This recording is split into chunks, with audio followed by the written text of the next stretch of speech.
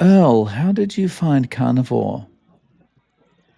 Well, that's a story that goes back quite a ways. I found it let's see, it would have been in 2003, May of 2003. I had found it after I'd started, or I'd done keto for a few years in 2020, but then I'd fallen off. I got into the keto treats and everything like that. And just I had lost quite a bit of weight on keto, but then I gained it all back because I started eating the keto treats, and then all of a sudden I just wanted the real thing, and I couldn't figure out what was going on. I got tired of white knuckling it, trying just to eat everything that and like I said, I get hungry, and it felt like I could eat the paint off the walls, because I was still hungry from not getting enough nutrients and stuff. But my journey started way back when I was young. I've always been overweight, I, and that was the reason I started, was to try and lose weight. But now it's become more of way of life versus diet for me now. But my first diet would have started back, I'd say I was probably around 11. I've always been overweight, so I started out in a physician's weight loss center, and it was, high protein, low fat, don't eat anything, no butter, you keep everything as low fat as possible, and eat as many vegetables, and then they gave you a powdered drink and everything. And it made me eat so many bananas that I still don't like bananas to this day. But and then it was, eat more or eat less, move more, and just things like that. I tried um, physician's weight loss was the first one, and then I tried Nutrisystem. Just I could lose weight on all of them, but at the end, it finally was just like I just can't take this anymore. I need more food. There was just like my body was craving something more, and so finally I would end up falling back into what I call the seafood diet, where I see food, I eat food. But of course, I don't call it food, and I don't call that food anymore. Um, but yeah, my diet was atrocious as a child. I would remember going to work with my dad, and I would just get Mountain Dew and donuts for breakfast. And that was my breakfast, and I would drink Mountain Dew instead of water, and it was just something that I did. I love sweets.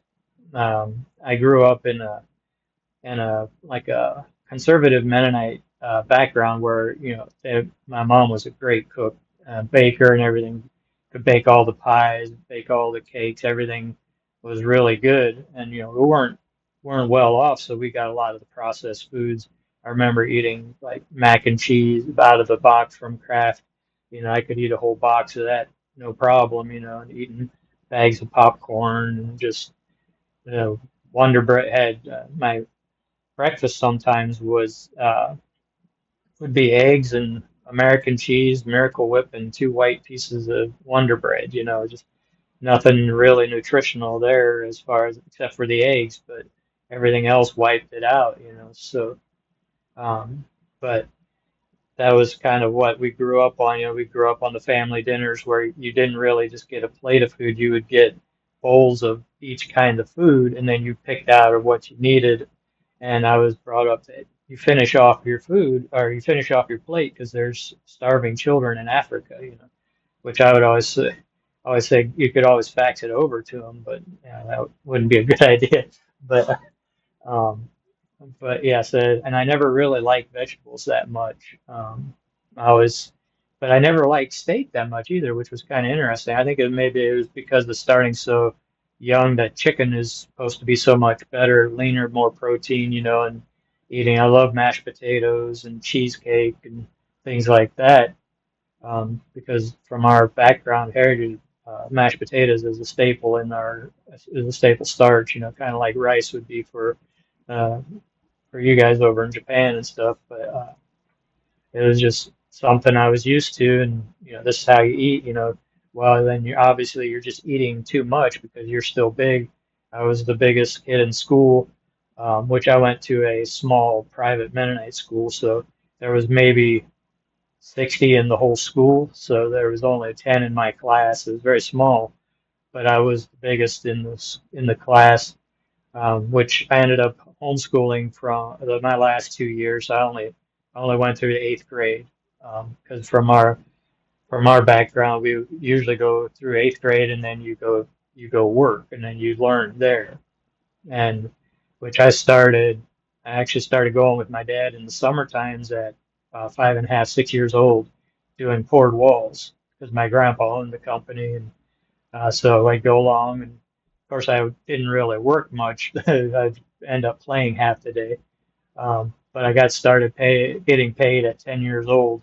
So I would work summers every summer, and then at 15 I started full time, and I now work on a hardwood flooring company, but I worked there until I was 22, and then I started working on storage barns. Did that for two years, and then I started working at a hardwood flooring company, and I've been there now for 23 years. I'm 47 years old now. Um, And so, yeah, like I said, I've been going in and out of the diets and everything and exercising more. The lowest I can remember being was 204. That was back in early 2000s. And then at my highest weight, I was at 320 pounds. And that was a little before 2020. And then I started losing weight, managed to get down into the 230s, I believe. But then I went back, and that's when I got back into the keto treats. But then right away, I went back up. I got back up to 320 again in December of 2022. I saw a picture of myself at our Christmas get together with the family, and it was like, oh man, I've really gone up again. So I need to start looking out. And I was going to go on a trip to Israel. I knew there was a lot of stair climbing and stuff because they don't put anything on a flat surface over there. All the cities are up on a hill and stuff. So I started on I think it's called Factor 75. It's pre-made meals and stuff, which was keto based.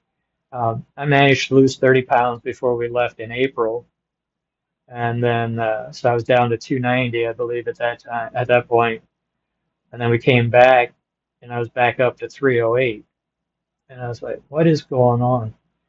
And then I happened to be when one of our choir practices, the preacher was talking to one of the other choir members and said something about, hey, you got to check out this carnivore. There's this lady that's been doing carnivore for 13 years. You got to listen into this podcast, sometime. He wasn't talking to me, but I was just kind of listening in. So, you know what, I better write this down. He said her name, Kelly Hogan, and Ken Berry. Says, okay, I got to look this up. So I looked it up, and here I listened to it, and that's what inspired me to start. 3 days later, I started carnivore because of Kelly Hogan's story, and then followed Kelly Hogan on Instagram or on YouTube, and also Ken Berry quite a bit. So a lot of Carrie Mann on Homestead How, and Steak and Butter Gal, just listening to all the different influencers and stuff, and then it just started going. It started losing weight. I would lose 1 to 2 pounds a week at least, and even more during. So first, it was very consistent for the first year. I kept going down, at least 5, 6 pounds a month, if not 10. It just kind of varied.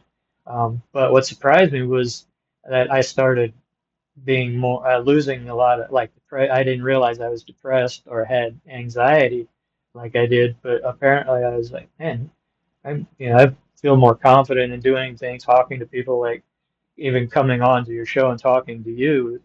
This would have never happened a year and a half, 2 years ago, because there's just that constant anxiety and fear that I'm going to say something wrong, I'm going to do something wrong. And I think it comes from all the years of being overweight and trying to be just perfect, And I'm not perfect. I'm a human being. I don't think there's any perfect human beings in the world yet, but and so that was a nice surprise to get uh, a lot of that anxiety gone. I still have a little bit. I'm not completely cure. I still have some weight to lose. I'm down now to 223 was my last weigh, and so about And uh, how tall are you? 97. I'm 5'9". So then um, I had gone down, or I was at 308 when I started carnivore, but from my highest, I would be down 97 from the 320 that I was in the end of December. Uh, so, and I'm still have more to lose, but I'm not in it for the short game. I'm in it for the long haul. Like I said before, this is no longer a diet, it's a way of life. There's been a lot of joint pain that's gone away, just inflammation, things that I didn't expect, because usually, like I said, I wanted to be, and it was that for weight loss, simply as what it was, because I mean, on my job, I'm on the floor quite a bit, obviously for the floor company. So it was getting kind of tough to get up and down at 320 pounds. I could do it, but it was getting a little harder, which I remember I was on a job site the one time and I was just leaning on, or kneeling down on one knee and just leaning against the wall a little bit. One of the other construction guys walked past and was like, "Is he okay?"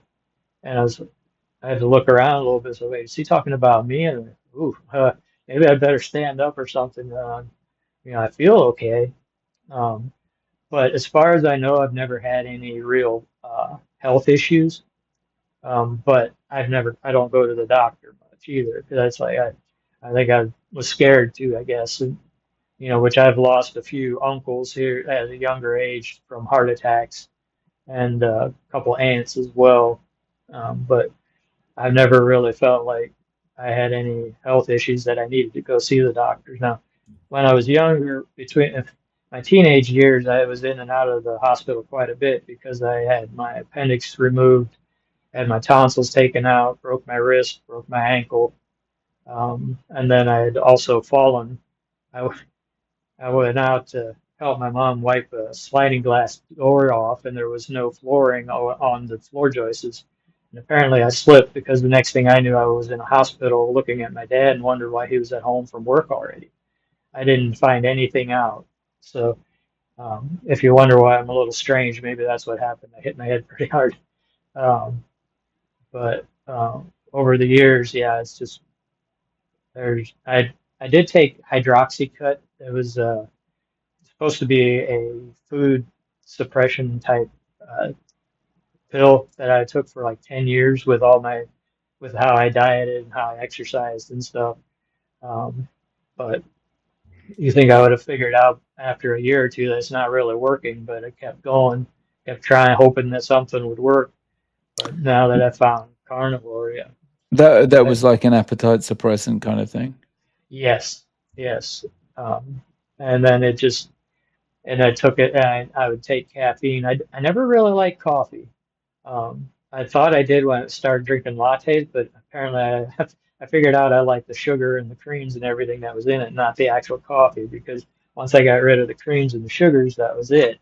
Um, and I've stopped drinking any kind of pop, any kind of sweets. I only drink still water. Actually, I don't even like sparkling water. The carbonation, I don't really like how that feels going down for some reason. But so I've been very lucky in that aspect. But just the fact that the cravings are gone for sweets and things like that, I can go into any store, I could go into a bakery and not really be hungry for, or I mean, sure, I could smell and think, oh yeah, that smells good, but I really don't need it. I really don't want it.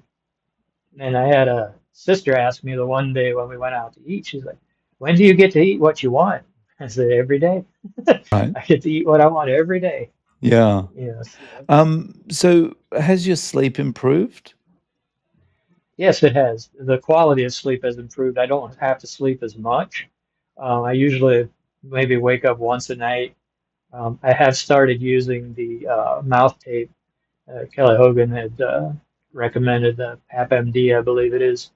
Um, so then it's gotten much better quality of sleep, I should say.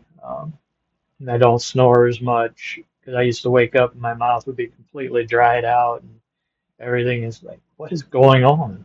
But so I'm assuming that was what that was. But yeah, my sleep has definitely improved. That's awesome. Yeah. So day to day, like, what is your diet like now? How many times are you eating, and is it ruminant meat only? I eat some. I eat mostly ruminant meats, but I do eat pork. And I don't really like chicken anymore. I every once in a while I'll eat it if somebody offers it to me, and if it's not fried, of course. But then usually be like my shirt, BB&E, beef, butter, bacon, and eggs. Um, but a lot of times I'll eat a lot of hamburger. I did eat a lot of ribeyes starting out. I was able to do that for a little while, but that gets a little expensive after a while. So I started eating ground beef. I would pre-cook it, and I actually found it much more palatable and much more tasty to me, to my palate, to have it cold, like cook it one night, put it in some containers, and then the next day I take it out of the container, and then you just eat it cold out of there. And it seemed to go be a little bit better on my digestive tract for some reason. But yeah, I do. I like pork belly, flank and ribs. But I usually only eat one time a day. I usually eat in the evening after work when I get home, because my times vary when I get up to go to work, and a lot of times it can be as early as 2 in the morning to go to work. So it's like I don't want to eat then, and then when I get to work, I don't like to have a bunch of food in my stomach when I'm trying to bend over and get to the floor and stuff. And plus, it slows me down a little bit. So, um, but it is quite a different way, and just to be able to go uh, 20, 24 hours, 36 hours without eating, that was a no-go back in when I was earlier eating. You got to eat every half hour, or well, not every half hour, every 3 hours or so. And I find that I see that in a lot of the coworkers I have. They're always, "Oh man, I'm so hungry already." It's like, you ate just like 3 hours ago. What? Oh, I'm gonna go get something to eat. Okay, go get something to eat, whatever, if you have to. But um, and I just keep going. I have plenty of energy. Um, I'm able to just keep moving, and that's just a blessing in itself. So Yeah, that's one of the best things about this way of eating is just having that calmness and not having that constant hunger all the time going, come on, you got to go and get yeah, something else now. You got to go and get something else. yeah, yeah. Yeah, and then you need caffeine. I need caffeine, which I did take caffeine pills. I didn't drink coffee, but I drink caffeine or take caffeine pills, or then 5 Hour Energy, which I figured out after about 2 years of taking 2 bottles a day that a serving size was two per bottle, not just one per bottle. And that was the other thing. Serving sizes were not what they say on the label. It was the size of the package it came in. So I couldn't stop. I have an addictive personality, not a moderating personality. So, and the other thing that's one thing I never got in. My only addiction was sugar growing up. I never had a beer. I've had some alcohol for for medicinal purposes. But yeah, and I never smoked because I had talked with my dad about it at one point. He said he had tried and he about hacked up a lung, so he said not to do it. So I was like, okay, I just didn't do it, and I've never done that. But yeah, sugar addiction was plenty for me. Yeah. How have family and friends reacted to your changed diet and obviously changed appearance? Yeah. There's a few that know that they're noticing that I'm doing something, but of course, when I say something, then it's kind of like, oh, I could never do that, or there's not enough variety, the normal. Oh, there's just too many things. I need more variety. I'm, I'm a simple guy, thankfully. I could eat the same thing over and over again, and you can always just change up how you cook something if you want it to be you want a little variety as well, but. They're very happy. Some of them want to try it, but they just can't seem to stick to it because they don't have a big enough why at this point, I guess. But I've been, like I said, for it's over 35 years, trying to lose weight, and it just wasn't, nothing was working. So, um, and then just having the mental healing and the mental clarity and everything that came with it as a bonus, which now the weight loss is the bonus, and the mental clarity and the inflammation gone is the bigger win or bigger plus to me now than what the weight loss is. And I liked that I was at meat stock this last year. And I hear you're coming next year, so I look forward to meeting you there. So, has anyone so people have expressed interest, but, most people are like, Mhm. "Oh, I could never do something like that at all," But, Yeah. uh, have you noticed more people around you kind of aware of it? Yes. In my church, actually, there's probably 4 or 5 men that are doing it, which a lot of them are more of a ketovore-ish versus full-on carnivore, which is still carnivore, um, and everything, but they tend to eat they have their treat days a little more so than what I would like to. So, um, but there's definitely a lot more knowledge about it, and I'm on a working away from home this week. That's why I've got the nice hotel room in the background here. But I've been able gone to a couple restaurants to eat, and I order, and they're like, "Oh, are you carnivore?" And I'm like, "Oh yeah." Like a year ago, nobody. They'd be like, "What? Yeah, what's going on here? Why you don't want any sides?" No, just the meat. I'm good with just the meat. But now there's seems to be a lot more awareness of it, and so Yeah, oh, that's cool. Yeah.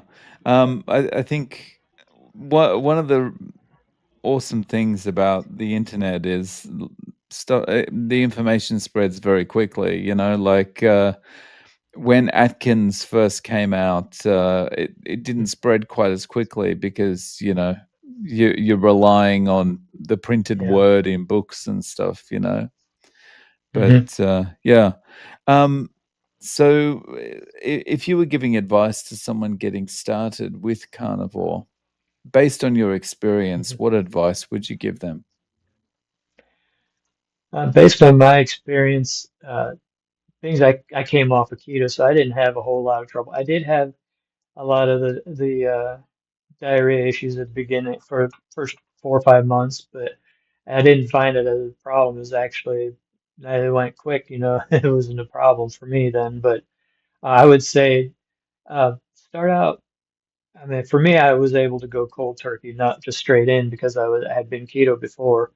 But I would say, if you can't go cold turkey right away, take one thing out a week. Just try to get the sugars out, get the starches away. Try to get yourself out one thing at a time. Don't overwhelm yourself um, going into it too quickly, and then do the research. Like or go on YouTube. That's where I learned a lot of things is from YouTube, listening to Ken Berry and listening to a lot of the stories that are on your channel as well has been an inspiration to me.